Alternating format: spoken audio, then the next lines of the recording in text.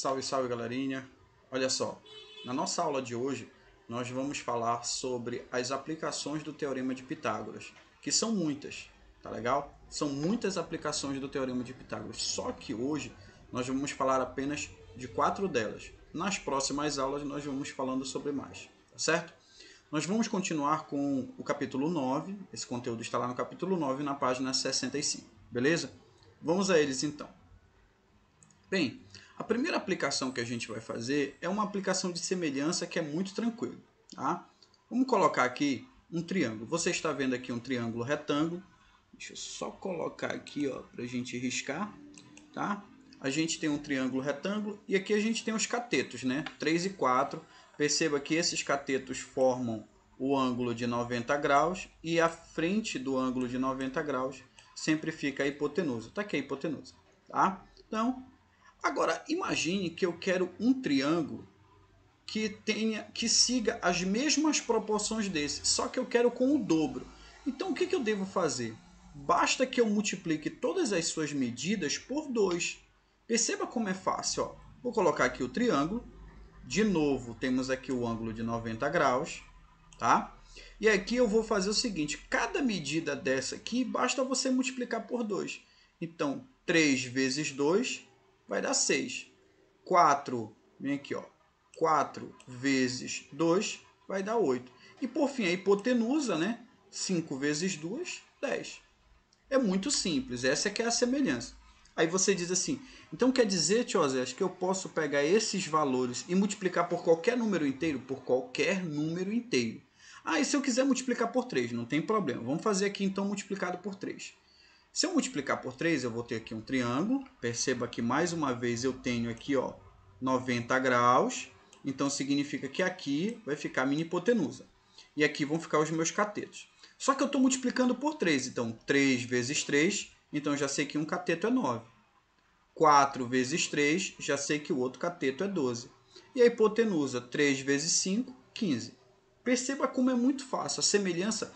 isso serve para você tanto ir na multiplicação quanto na divisão. Eu posso fazer também o caminho contrário, tá certo? Eu posso fazer tanto a multiplicação quanto a divisão. Por exemplo, se eu tiver um triângulo como esse aqui, eu posso simplificar todas as medidas, por exemplo, por 3. Quando eu simplificar todas as medidas por 3, eu volto para esse triângulo aqui. Da mesma forma que eu tenho esse triângulo retângulo verde aqui, se eu quiser simplificar todas as medidas por 2, já que todos os números são pares, eu vou voltar para o meu triângulo primitivo aqui. Tá? Então a semelhança é assim, eu posso multiplicar para pegar um maior, eu posso dividir para pegar um menor. Lembrando que essa multiplicação e essa divisão, nesse primeiro momento a gente vai estar trabalhando de uma multiplicação ou de uma divisão, sempre por números inteiros. Ok? Muito fácil essa aplicação, né? Vamos à segunda aplicação, que também é bem simples. Vamos falar da diagonal de um retângulo. Nós temos aqui um retângulo clássico, clássico, clássico. Nesse retângulo aqui, perceba que eu vou selecionar um ângulo de 90 graus, mas que esse ângulo de 90 graus está em qualquer um desses cantos. Esse retângulo aqui, ele tem 2 pares de lados iguais. Perceba que esse lado aqui de cima é igual a esse aqui de baixo, e o dos lados também. Vou dar nome apenas a eles. Então, eu vou chamar esse aqui de A e esse aqui de B. Esse aqui de A, por ele estar na horizontal, nós costumeiramente costumamos chamar ele de base. E o B, por ele estar na vertical, a gente costuma chamar ele de altura. Aí você pergunta, mas eu ainda não estou vendo nenhum triângulo retângulo aí para eu aplicar Pitágoras. Então a gente traça aqui uma diagonal. Perceba que agora eu tenho um triângulo. Esse triângulo aqui, ele é um triângulo retângulo. E por que eu sei que ele é um triângulo retângulo? Porque ele tem 2 lados, 2 segmentos, formando um ângulo de 90 graus. E de frente para esse ângulo de 90 graus, nós temos a diagonal, que é exatamente a representação aqui da letra D. Agora, nesse triângulo retângulo, perceba que o A é cateto. O B também é cateto. E quem é a hipotenusa? A hipotenusa é exatamente o D, que é a diagonal. Como nós sabemos do Teorema de Pitágoras que a gente pode escrever ele assim, o quadrado da hipotenusa é igual a soma do quadrado dos catetos, em que aqui eu estou chamando de cateto 1 e aqui eu estou chamando de cateto 2, a gente pode aplicar o teorema exatamente colocando essas letras aqui. Vejamos. Quem é a hipotenusa? Bem, a hipotenusa é o D. Então, a gente escreve aqui, ó, D ao quadrado. Igual. Quem é o cateto 1? Bem, o cateto 1 é A. Então, fica A ao quadrado. Mas, quem é o cateto 2? É o B. Então, fica B ao quadrado. Só que eu não quero o quadrado da diagonal. Eu quero a diagonal. Então, o que eu vou fazer? Eu vou pegar esse 2 aqui, ó, que ele é o meu expoente. Quando eu passo ele para o outro lado, ele passa na forma de raiz quadrada. Então, fica diagonal igual a raiz quadrada de quem? De A ao quadrado mais B ao quadrado. Está aqui a minha diagonal de um retângulo. É muito fácil, tá certo? Perceba que as aplicações sempre vão partir disso aqui, ó. A gente vai falar hoje de 4 aplicações, né? Todas vão partir disso aqui, tá certo? Muito fácil. Vamos a outra aplicação. Vamos falar agora da diagonal de um quadrado. A gente falou ainda há pouco da diagonal de um retângulo. Vamos falar da diagonal de um quadrado. Está aqui um quadrado.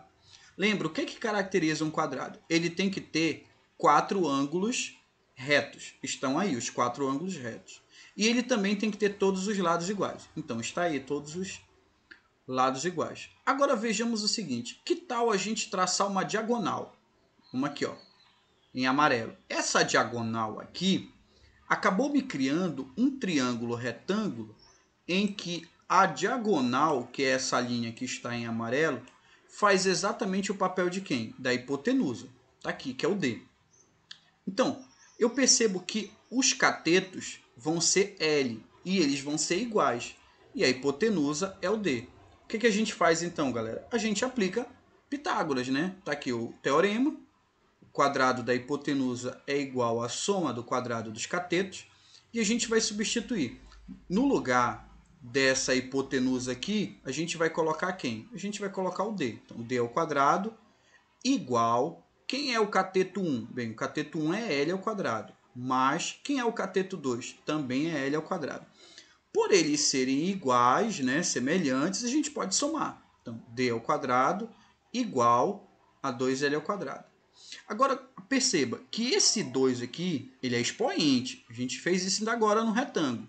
Se ele é expoente, quando ele passar para esse lado, ele vai passar na forma de quê? De raiz. Então, D igual a raiz quadrada de quem? De 2L ao quadrado. Percebe que 2 não tem raiz exata, mas L ao quadrado tem. Então, eu cancelo esse 2 com a raiz dele. Então, vai ficar D igual o L, que saiu da raiz, só que o 2 não tem raiz exata. Então, ele fica dentro da raiz. Então, essa é a minha fórmula clássica para calcular a diagonal de um quadrado. Muito fácil, mais uma vez, partindo do Teorema de Pitágoras, uma fórmula pronta. Beleza, galera? Vamos agora a mais uma aplicação. Eu estou falando agora da altura do triângulo isósceles. Vamos lembrar de um pequeno detalhe aqui. Triângulo isósceles é aquele triângulo que tem 2 lados iguais, tá certo? Então, vamos primeiro a esse tipo de triângulo que tem 2 lados iguais. Bora colocar aqui, ó. Perceba que esse lado aqui, ó, que eu estou fazendo essa marca em vermelho, é igual a esse, tá? Como eles são iguais, então eu posso representá-los pela mesma letra, que eu vou chamar de L. Esse pedaço aqui de baixo, que é a base, ele é diferente. Então eu vou chamar de uma outra letra aqui, que eu vou chamar de A. Só que eu estou trabalhando com um triângulo isósceles, mas eu vou aplicar o Teorema de Pitágoras. E nós já vimos na aula anterior que para aplicar o Teorema de Pitágoras, eu preciso de um triângulo retângulo. Então vamos criar esse triângulo retângulo. Afinal de contas, eu estou em busca da altura desse triângulo isósceles. Então eu vou traçar aqui uma reta, ó. Vou colocar o ângulo de 90 graus, tá certo? Automaticamente eu já tenho aqui minha altura. Perceba que isso aqui, ó, já é um triângulo retângulo. Ó. Que eu estou pintando aqui, ó, já é um triângulo retângulo. Esse triângulo retângulo aqui é que vai nos interessar, tá? Quem é que está de frente para o ângulo de 90 graus? O L. Agora, esse Lzinho aqui, ó, vai ser a minha hipotenusa, a gente vai já falar nele. Mas está faltando esse ladinho aqui embaixo. Esse ladinho aqui embaixo, ele é a metade, né, galera? É a metade desse segmento todo aqui que eu chamei de A. Então, esse pedaço aqui, eu vou chamar simplesmente de A sobre 2. Então, nós temos um triângulo retângulo em que eu tenho a hipotenusa e eu tenho os dois catetos. Então, bora chamar aqui, ó, cateto H, cateto A sobre 2 e hipotenusa. Então, aplicando de novo o teorema de Pitágoras, que é o quadrado da hipotenusa igual à soma do quadrado dos catetos, vai ficar assim, ó. L ao quadrado, que é a hipotenusa, igual a H ao quadrado, que é um dos catetos, mais o outro cateto, perceba, é A sobre 2. Então, vai ficar A sobre 2 elevado ao quadrado. Bacana. Então, aqui, ó, L ao quadrado, tá certo? Menos. Por que eu estou colocando esse menos? Porque a minha intenção, gente, é achar o H. Então, eu vou deixar o H sozinho de um lado. Então, esse carinha aqui todo, ó, todo esse carinha aqui, ele está desse lado positivo. Então, quando eu passar ele para o outro lado, ele vai passar com um sinal negativo. Por isso, esse sinal de menos aqui. Então, menos. Aí, vamos lá. A ao quadrado é A ao quadrado mesmo. Só que 2 ao quadrado é 2 vezes 2. Então, fica A ao quadrado dividido por 4. Igual a H ao quadrado. Só que como eu estou em busca do H, então eu vou fazer o seguinte. Vou virar essa equação. H ao quadrado igual... Coloquei aqui todo mundo. Ficou fácil, né?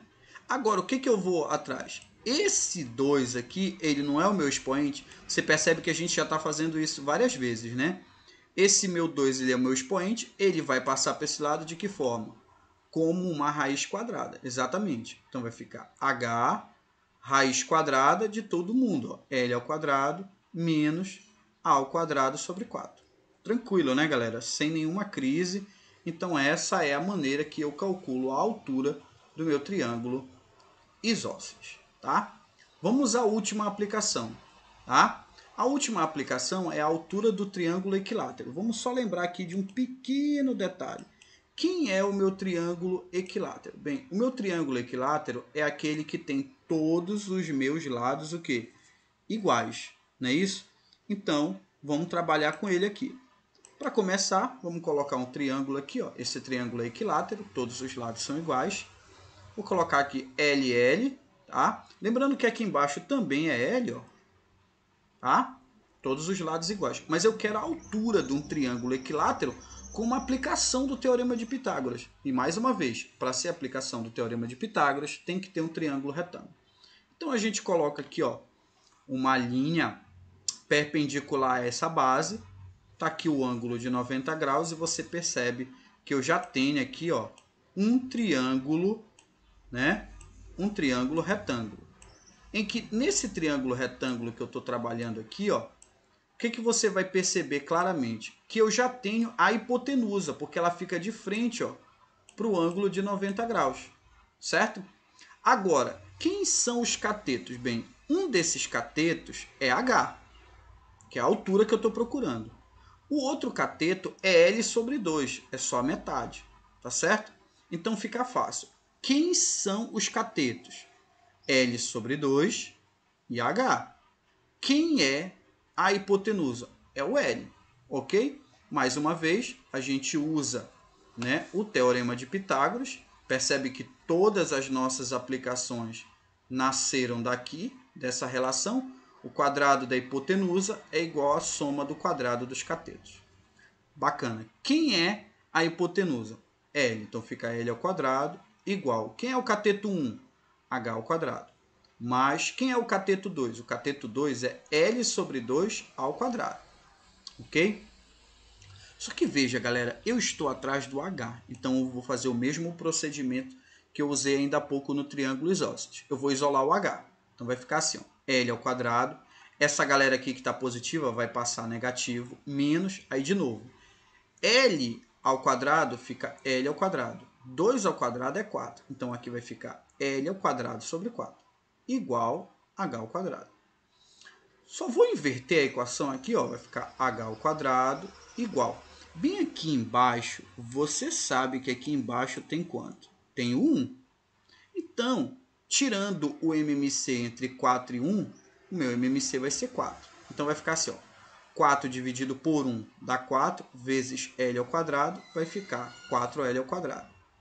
Menos 4 dividido por 4 vai dar 1, vezes L ao quadrado, L ao quadrado. Aqui vai ficar H ao quadrado, igual... Aqui, galera, ó, isso aqui é fácil, ó.